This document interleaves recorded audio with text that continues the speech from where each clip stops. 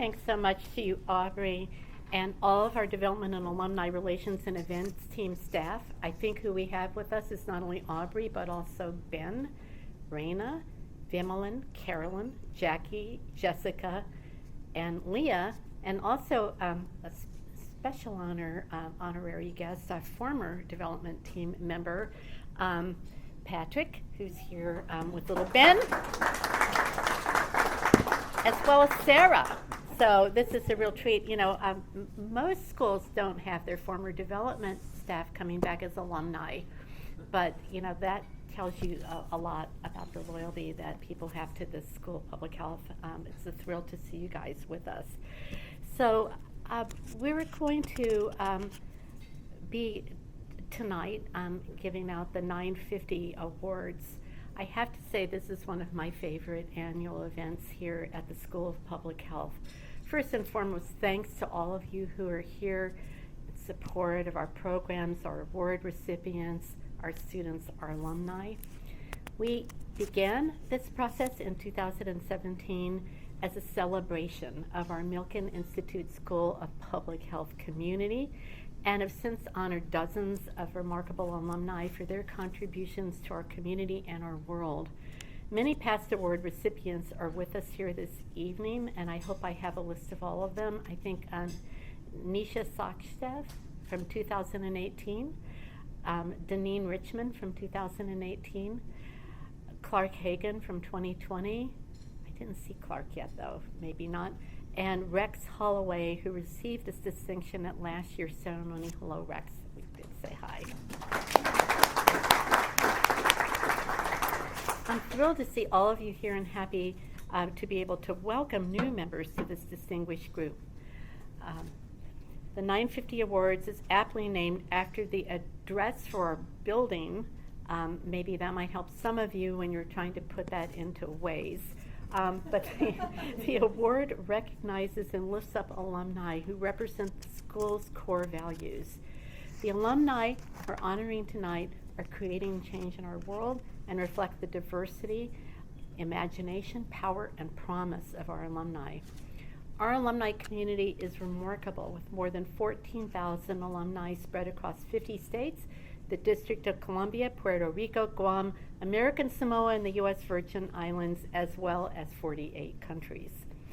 The GWSPH is proud of our alums' incredible work, and we're grateful that they never forget the training they have received here at our school, and even more importantly, the training that they pass on to thousands of mentees, employees, colleagues, collaborators, and stakeholders in the public health and healthcare profession. Our work at the Milken Institute School of Public Health has never been more important.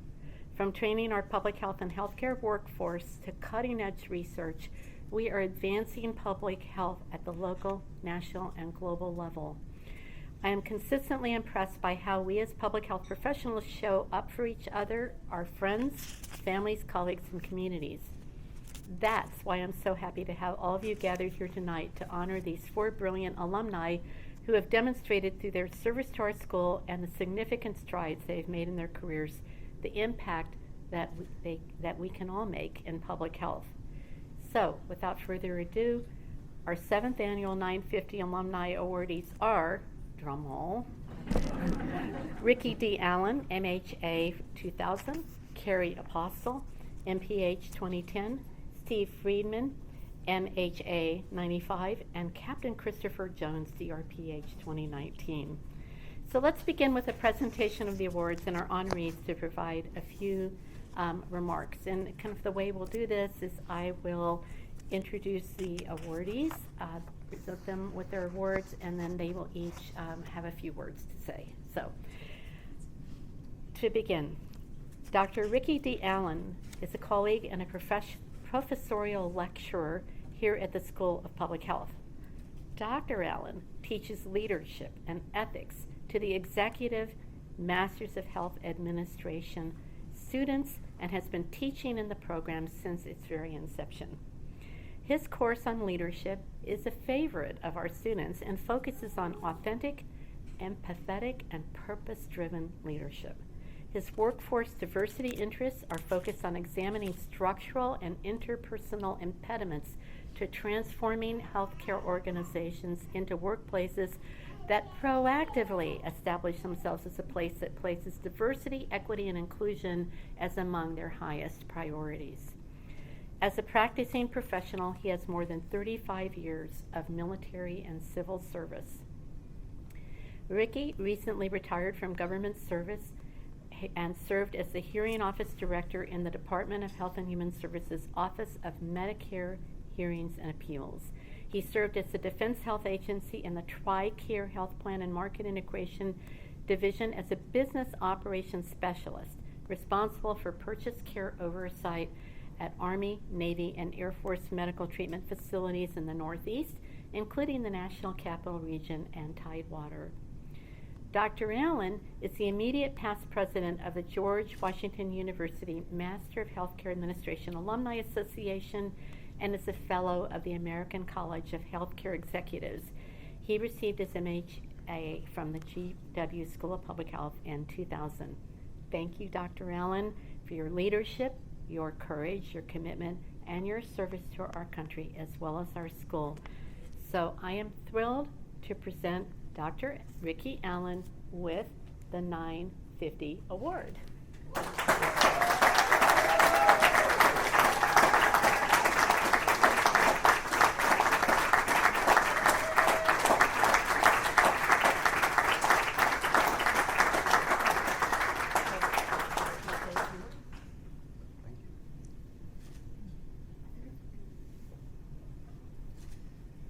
So the professor in me has notes.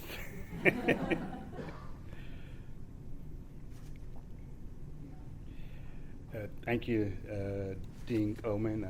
I appreciate the honor and the award, and it still hasn't quite sunk in because I just do what I do. It's just something I do. I enjoy doing it, but it's very nice when the School of Public Health recognizes such an esteemed, with such an esteemed award. So kind of interesting here. GW has been a major part of my life since I came on campus in 1998. Yeah, I'm an OG. That's right. I came to GW while on active duty in the Navy, and your tax dollars paid for my bill, so thank you very much. But it's interesting as I stand here as receiving this award, I can't go to the present without telling you a little bit about my past.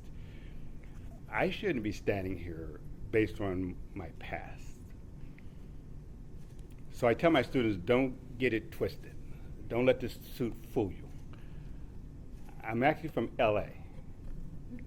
Actually, I'm straight out of Compton. Dr. Dre, Easy, that Compton. So there's a song that's written by Tupac, see, Compton. And it says, the song goes, from Long Beach to Rosecrans, from Sacktown and back down. So you say, how does that apply? Well, I was raised, I went to high school in Long Beach, even though I lived in Compton. I met my wife, who's sitting here on Rosecrans. My first duty station was in Oaktown, near Sacktown, and back down to LA. So California love is real, right? So listen. I have a story, and you'll understand why this award is so important to me. My story is this. I'm one of 7 kids, raised in Compton by a single parent. My mother raised 5 boys and 2 girls by herself in Compton during the height of gang banging, drug dealing. In my own household, were drug dealers, gang bangers, criminals. My father died of a drug and alcohol overdose at 45. My mother died of cancer at 54. My younger brother died of murder at 30. My oldest brother was murdered at 40. But by the grace of God, there go I. I shouldn't be standing here, but yet I am. I'm a product of a lot of people who sold into me. At 11 years old, a Jewish guy in Compton took me under his wing. He owned an automotive shop. And I would leave middle school and go work at this automotive shop. This guy would keep me busy so I couldn't get in trouble. I didn't know it at the time, I just know it now. So I've always been blessed to have people around me. My mother is the biggest influence for me. There's a book by Angela Duckworth called Grit. And I got grit from her. She is the epitome of passion and perseverance. And she taught me that people, you don't get to where you're by yourself. People help you. And I've had to help all along. Fast forward. In 1979 in the Navy, and I'm sorry I'm going to date this person. She's going to hate this, but I'm a dater. I met this person in 1979 as a dental assistant student. Because the reason why this is important, because I wouldn't know about GW without this person. 20 years later, the same person told me about GW. When the Navy needed to send me for a master's, I didn't even know what a GW was. She told me. So right now, I want to recognize my longtime friend since 1979, Jill Jager. She is a professor here. Would you stand, please?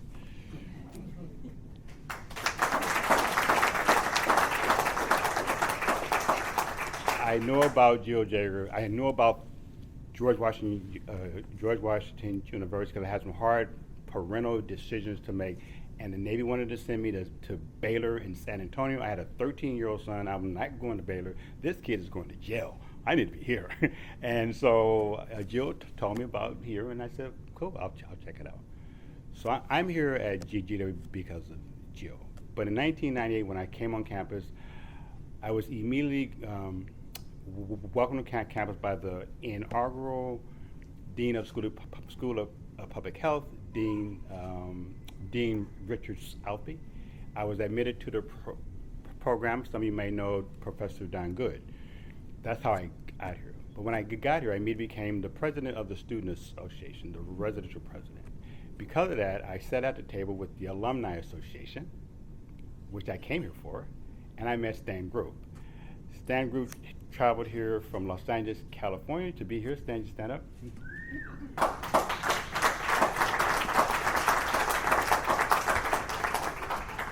Stan traveled from Corona, California to be here. I met Stan Groove as he was the chair of the Masters Health Administration Alumni Association in 1998. He has been my mentor ever since. And boy, is he a troublemaker. So I'm here now, and I was blessed to have met Dr. Leonard Friedman. Dr. Leonard Friedman is why I'm a professor here.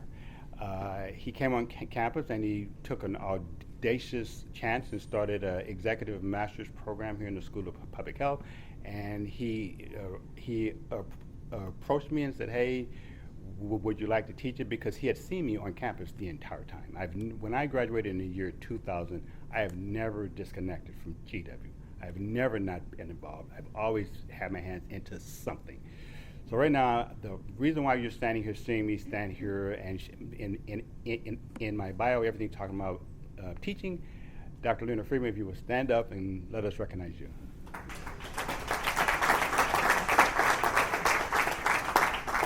I wouldn't have a PhD without this guy, the same Dr. Leonard Friedman you just clapped. I wouldn't clap for him a dime, right?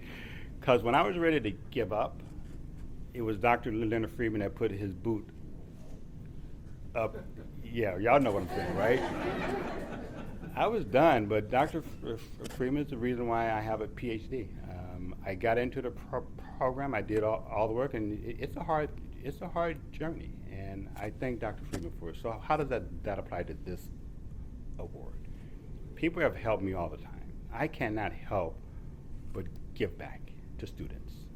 It's a no-brainer for me. I will do it night and day. I would do it on Saturday. I would do it. I don't care. I'm going to give back. Stan Groove insisted on helping students, so I get that DNA from Stan Groove.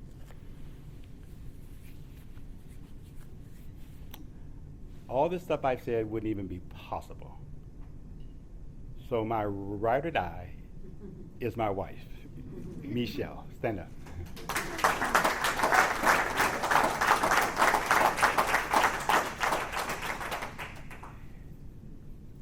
I schedule appointments for students at crazy hours. I go and I will help in a minute, and she is so gracious. I've been married to Michelle for 41 years.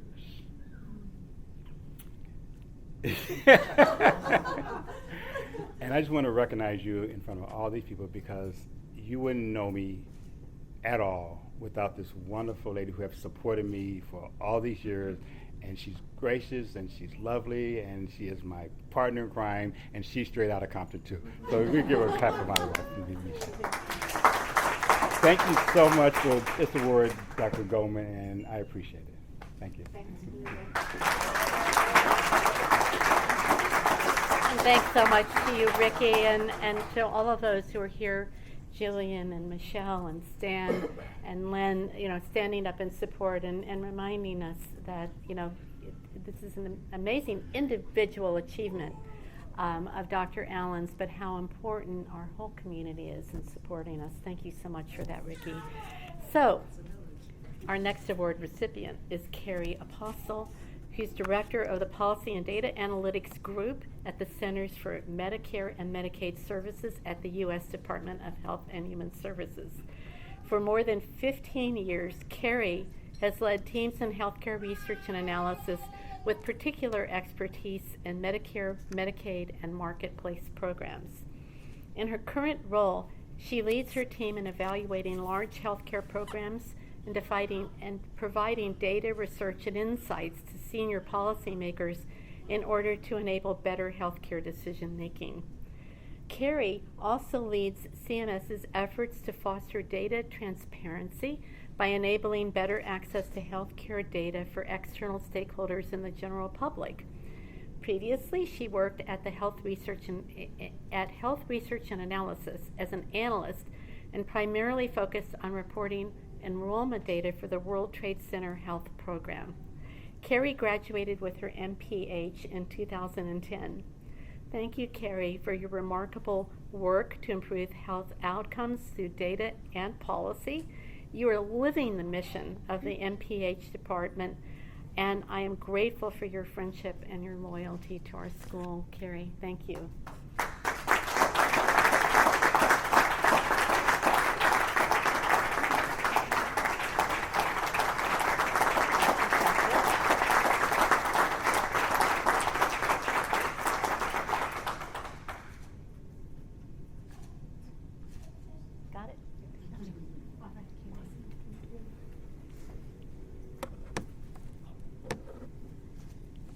Good evening. Thank you so much, Dean Goldman, for having me here and for this wonderful event. I am so honored to be here today among my distinguished colleagues, alumni, friends, and family. Attending George Washington University to study epidemiology was my dream. And I wanted to come here so badly. And when I found out I got in, I was wondering, how am I going to make this work? How am I going to pay for this? And it was truly by God's grace that I am standing in this room. I got a job at the Department of Political Science at this university, and I was able to work during the day and then attend my classes at night. And I stayed plugged into GW's community. I served part-time as a faculty member for the introductory courses for epidemiology and biostatistics, and I think I taught over a 10-year period, more than 30 sections of those intro courses, and over 350 students. I also had the honor of serving on the inaugural Recent Advisory Alumni Council, and most importantly, GW is where I met my husband. In addition to setting the stage for, meeting my husband, Varun, GW kind of set me on a path for really developing my professional career, and GW continued to stay invested in me. And they engaged with me and hosted these wonderful events so that I could continue to stay plugged into the community. I would be remiss if I didn't acknowledge some of the amazing faculty who got me to where I am. They really poured into me and invested into my growth. I remember sitting down with Dr. Donald Henson, who was so invested and passionate about cancer research. And he really taught me how to apply the lessons that I had learned from the classroom and really take that into application all the way to presenting our research findings at various public health conferences. It was also Dr. Dan Hoffman, who was so passionate about public health and epidemiology, and he just encouraged me to always continuously grow and learn. And then I had the amazing opportunity to work alongside Dr. Meg Alfers, Dr. Heather Young, and Dr. Heather Hoffman. And they taught me as well as taught with me, and it was a really awesome experience and so enriching to my growth as a public health professional. I think we all came to this discipline of public health through different paths and for different reasons, but I'd be surprised to hear if any of us could have predicted the sheer scope of the historic moment that we're experiencing in the discipline of public health. I certainly did not. I remember the coursework, both learning and teaching century-old cases like the influenza outbreak, or pandemic, of 1918, and teaching my students and also learning about the important work of John Snow, who used his groundbreaking methods to really trace the root cause of an illness that was killing people in disproportionate and unprecedented numbers. I never expected that all of us in this room would be living through such a moment ourselves. Public health in this country feels like it's at a crossroads sometimes. We have to fight to protect the American public, shine a light using data, and guide policy in ways that make sense, all while battling the fear, misinformation, and new illnesses and novel therapies that have no precedence. Perhaps our predecessors have felt the same way I do, and every generation feels like they are living through an historic moment. But as for me, I'm honored to be here and on the front lines of this moment in time and committed to making a difference. Thank you.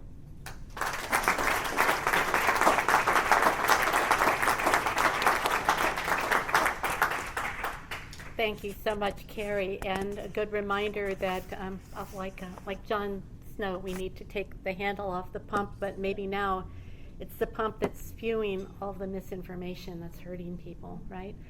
It's such a responsibility that you have at CMS, and we're so grateful that you're there.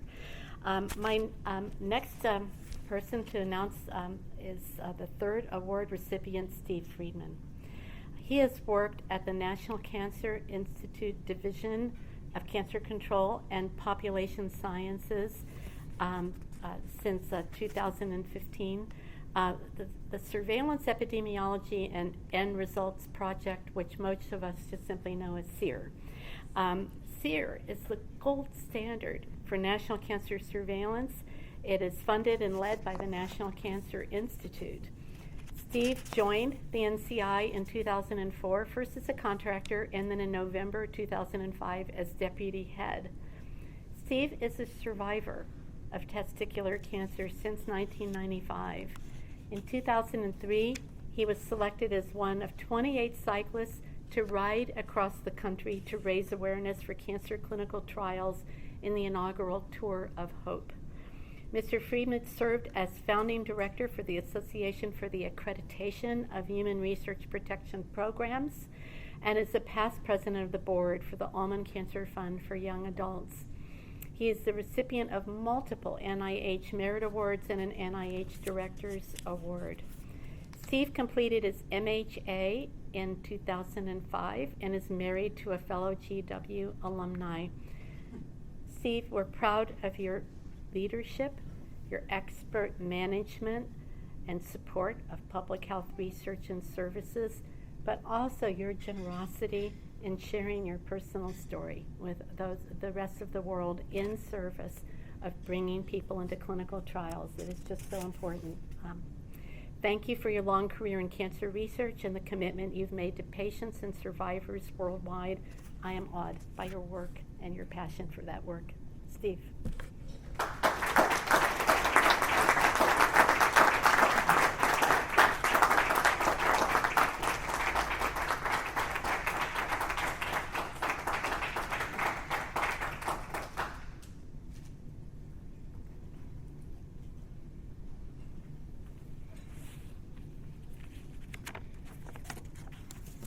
Good evening.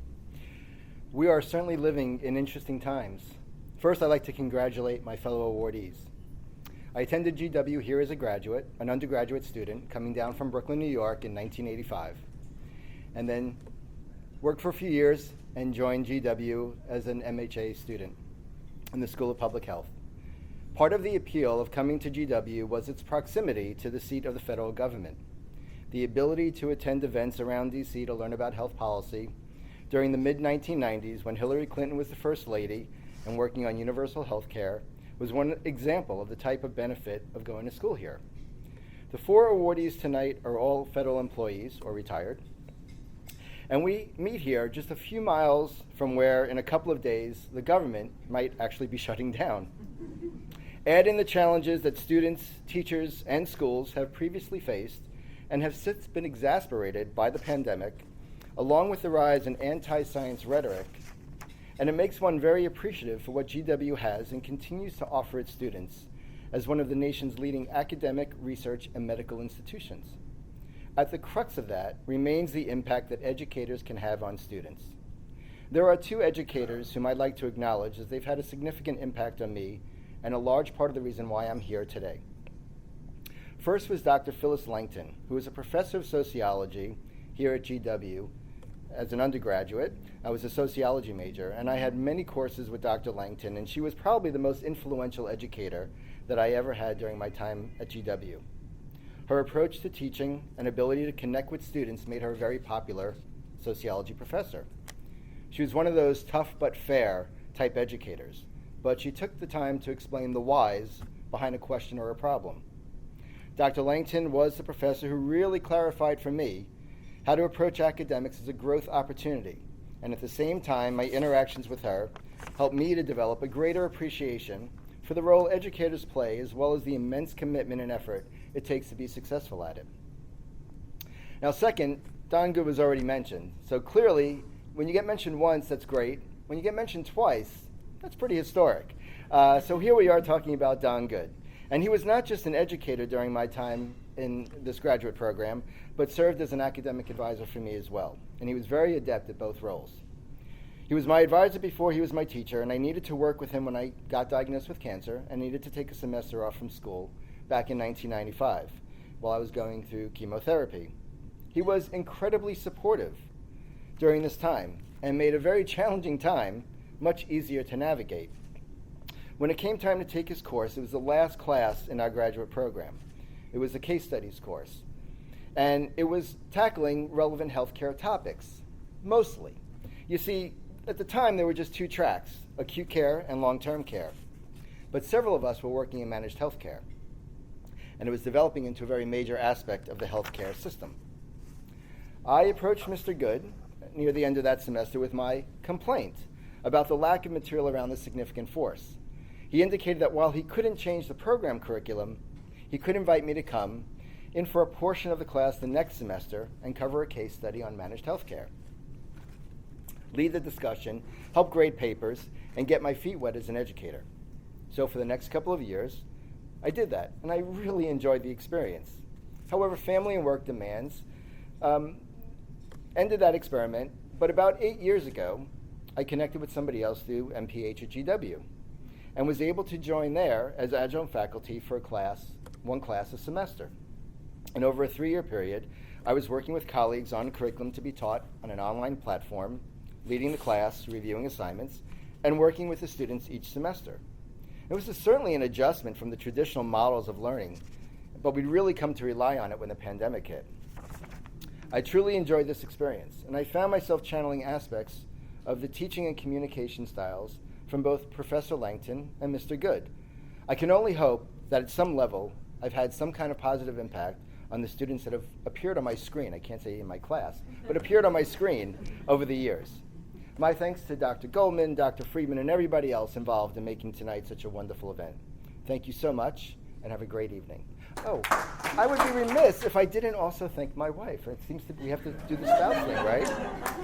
So my wife, Michelle, who we wrote my application for grad school, and she would redline my essays while we were sitting on our apartment floor, but also a GW student from the School of Education, class of 1990. So.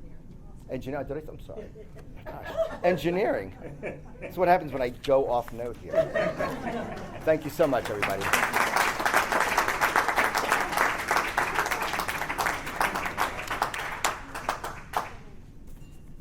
Thank you so much, Steve. Our final award recipient, Christopher M. Jones, currently serves as the director of the Center for Substance Abuse Prevention at the Substance Abuse and Mental Health Services Administration, or what we call SAMHSA. Captain Jones served as the director of the National Center for Injury Prevention and Control at the Centers for Disease Control and Prevention prior to taking his job at SAMHSA. In that role, he provided scientific leadership and overall management of the center, including the center's strategic direction and advancing the center's priorities of preventing drug overdose, suicide, and adverse childhood experiences. During his career, Captain Jones has served in a variety of leadership roles in HHS, including as the first director of the National Mental Health and Substance Use Policy Laboratory at SAMHSA, acting Associate Deputy Assistant Secretary for Science and Data Policy, and Director of the Division of Science Policy in the Office of the Assistant Secretary for Planning and Evaluation at HHS, all of which is a bunch of alphabet soup, but that, believe it or not, means a lot to me and some of the other people in the room. He has been Senior Advisor to the Office of the Commissioner at the FDA. Captain Jones received his Doctor of Public Health and Health Policy from GWSPH in 2019.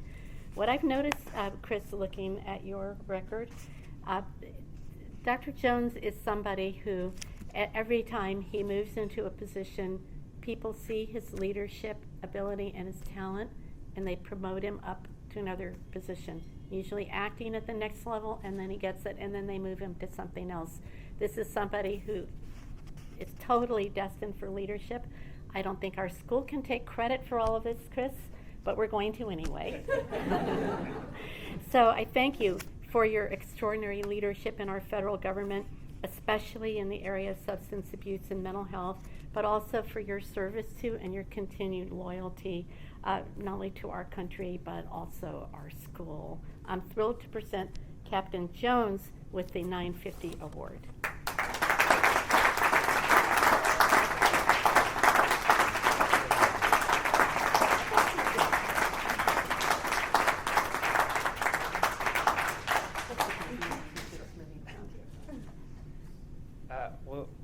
Thank you, Dean Goldman, for the kind words, and thanks, congratulations to the other awardees. And I loved my time at GW. I look back on it, and for me, it was like I constantly was in school, while also working. That's sort of the deal in our family. It's like you can keep going to school, but you also have to work.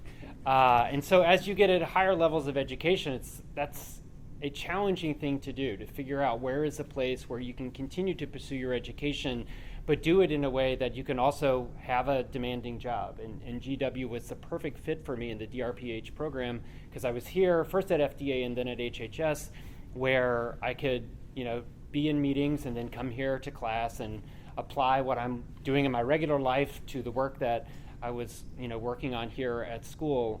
And it just felt so relevant. I mean, I have a 10-year-old.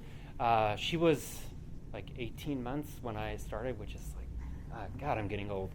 But I'm already like getting her ready to think about like GW, because my husband Josh was an Emory grad, and so we're in Atlanta at the moment, and he's already prepping her. Oh, you should go to Emory, and I'm like, no, you should go to GW because it's so relevant for. She really cares about social justice and climate stuff, and I'm like, this would be a great place. You'll be right in the middle of all the action. But that's what I tell everybody about GW, that it's such a unique experience for the work in public health in particular to be so connected, to have faculty who are doing that work also every day, right? People who you're seeing on the news, quoted in pieces, testifying in Congress, working in other agencies who make it very relevant and tangible. It's not a theory, it is the application of public health. And I think that is a unique part of my GW experience. The other part is just the connectedness of the GW universe. So Julia is here, who is in my cohort, which the health policy cohort for the 2014 incoming class was the best of all the people who came in that year. There were 6 of us, and we were very clear that we were absolutely the best. But Wendy Ellis is another person who's on faculty here that was part of my cohort, and when I was at CDC, we were able to fund and do work together that she's doing around ACEs and community resilience, and it's just so cool. I mean, Keri and I worked on a paper together where we're looking at CMS data and naloxone for overdose. And we didn't even know that there was a GW connection. And I think it's fascinating because it just gives you sort of an immediate connection with someone. They sort of have been in your shoes, they understand, and it's also credibility. People know that if you've gone through programs here, you know your stuff. You've been tested. You are a credible source of information. And they know that you're looking at public health through a very thoughtful lens, through an equity lens, through policy, even if policy wasn't your primary focus, but really thinking about how do we pull the levers to improve public health. And this has definitely worked for me when engaging with folks on the Hill, where it's like, oh, there's a GW connection. That's great. I'm going to use that to build trust with you. And I testified this summer in Energy and Commerce, and I was looking at staffers on the back row, and there were at least 3 who I knew. One of them was in a practicum course that I taught. And it was just so cool. So I'm like, all right, we've got this connection. And it just pays dividends, right? I'm in Atlanta, so I don't get to be here as much as many of the other folks who are local. But I've stayed connected. I've come in and done guest lectures for folks, and I've worked on some analyses with people. So I do try to stay connected in the ways that I can, because I want to give back. And certainly my neighbor in Atlanta is a GW grad, and we have connected over that. And even in my work today, I think about the things that I learned, how I think about health policy. And in a leadership role, overseeing a center, CDC, my center was about 850 folks, so a large organization. But I really tried to take a similar approach, especially with young scientists and mentoring them and having an open door policy. And those are things that I learned from faculty here. It was never any level of condescension or like, I'm the experienced professor and you're the student. It was always, we're in a partnership here together. I'm going to learn things from you, you're going to learn things from me. And that's how I've tried to approach my work with folks, even in leadership positions, to be approachable, to feel like at any level of an organization, somebody's going to have a good idea, and it's not necessarily coming from me. And so I appreciate that I have been able to grasp that from folks and take that and apply it in my world today. I don't think anybody that was on my dissertation committee is here. Jeff Levy was my chair, and he emailed me and he said Bopper was having a procedure today, and I said, well, you got to make your choices.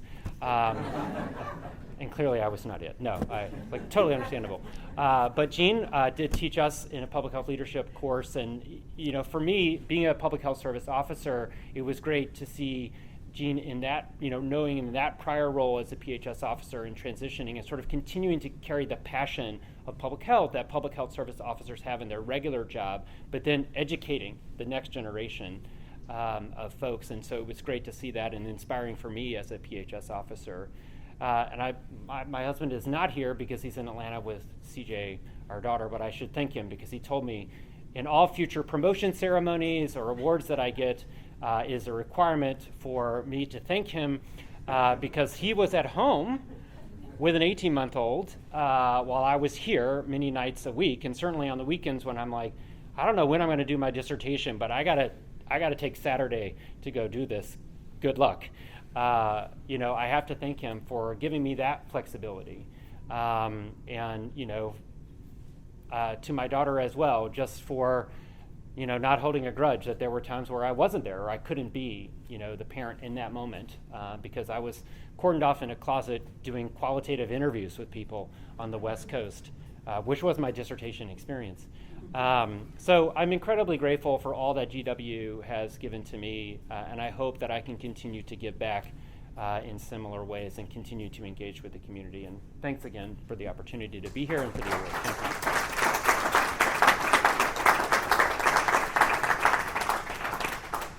I want you to all please join me in another round of applause for Ricky, Keri, Steve, and Chris.